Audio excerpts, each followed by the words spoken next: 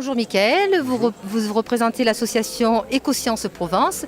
Est-ce que vous pourriez me dire, en ce qui concerne votre association, et je vois le commerce engagé, la place que vous pouvez avoir au cœur d'un parc naturel régional, notamment celui de la Sainte-Baume? Merci. Alors rapidement, déjà je vais vous expliquer ce que c'est que le commerce engagé. Alors le commerce engagé, c'est une démarche qui vise à promouvoir les gestes éco-responsables chez les commerçants.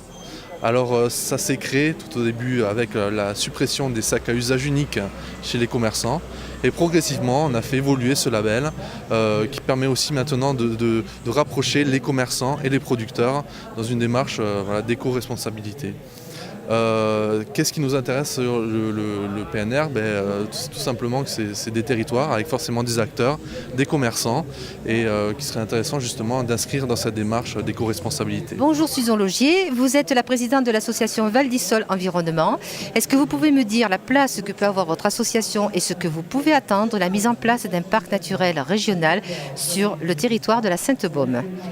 La mise en place de ce parc naturel régional est un grand avantage pour nous. D'abord, comme aujourd'hui, on se rencontre, donc on peut agir collectivement sur les terres. Principalement, notre principale préoccupation, en fait, c'est la protection des terres agricoles et principalement maraîchères.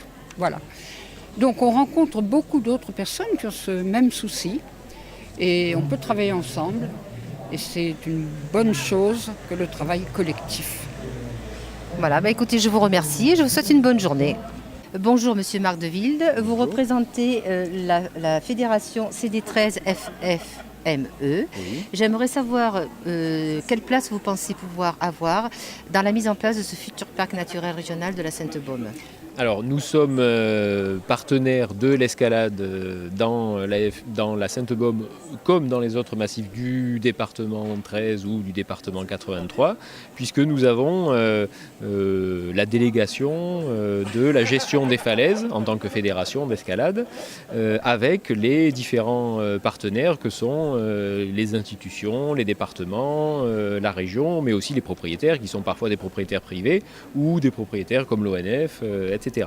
Par ailleurs, nous sommes partenaires d'autres instances comme le GIP des Calanques ou bien d'autres parcs naturels régionaux, le Verdon, les Alpilles, etc., qui nous ont déjà donné une certaine habitude et une certaine pratique de la concertation environnementale et de la sensibilisation aux enjeux environnementaux de nos propres adhérents, mais aussi d'autres personnes qui seraient amenées à fréquenter nos lieux de pratiques sportives, c'est-à-dire les falaises, les sentiers de randonnée, etc.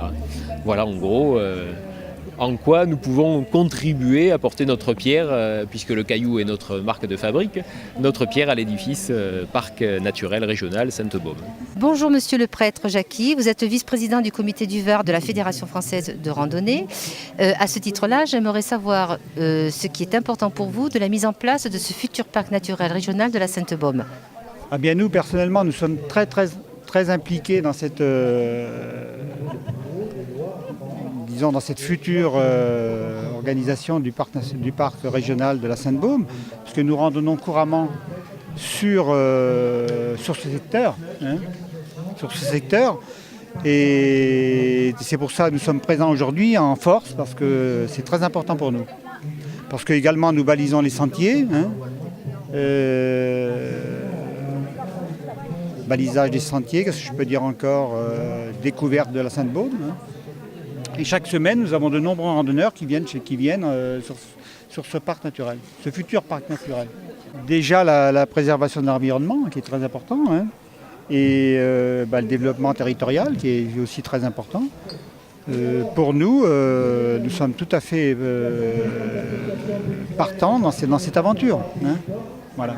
Bonjour Monsieur Rebaud, vous êtes le président de l'association La Magdalénenko et j'aimerais savoir à ce titre-là comment vous voyez votre intégration, votre participation sur la mise en place du futur parc naturel régional de la Sainte-Baume.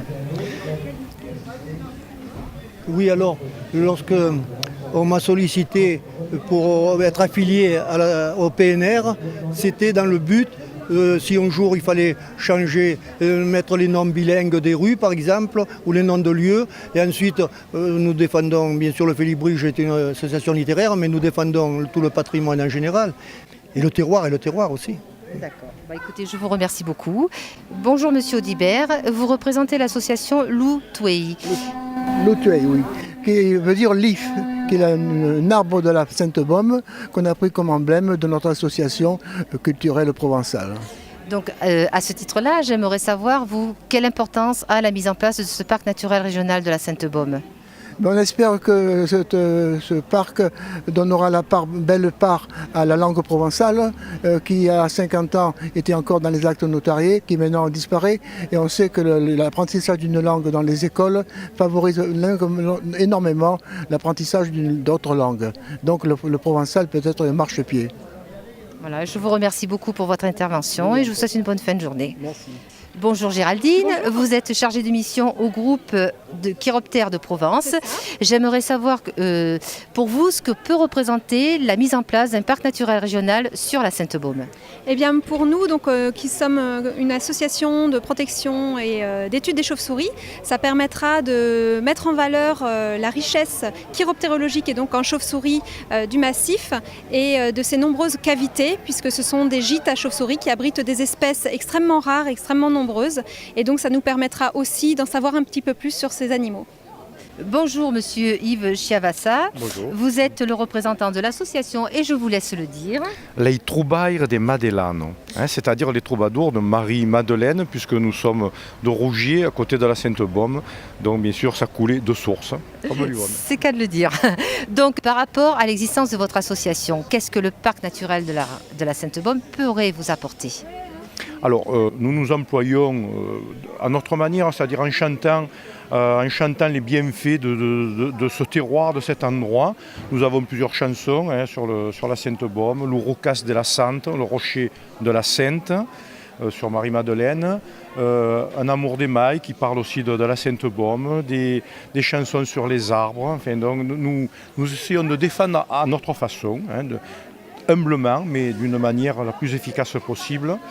Et voilà, nous sommes heureux quand les gens nous disent « mais la Sainte-Baume, grâce à vous, on connaît parce qu'on est allé en vacances, on est allé passer quelques jours ». Voilà, et ça nous fait plaisir.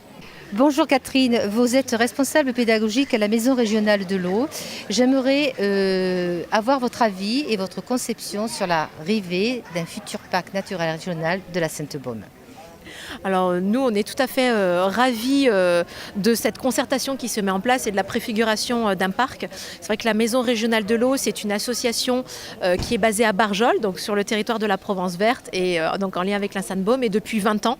Donc de voir que les acteurs se mobilisent, tous ces acteurs locaux qui s'investissent depuis des années se mobilisent et se mettent en commun et partagent ensemble des moments, des compétences pour un parc naturel régional, ça nous semble tout à fait pertinent.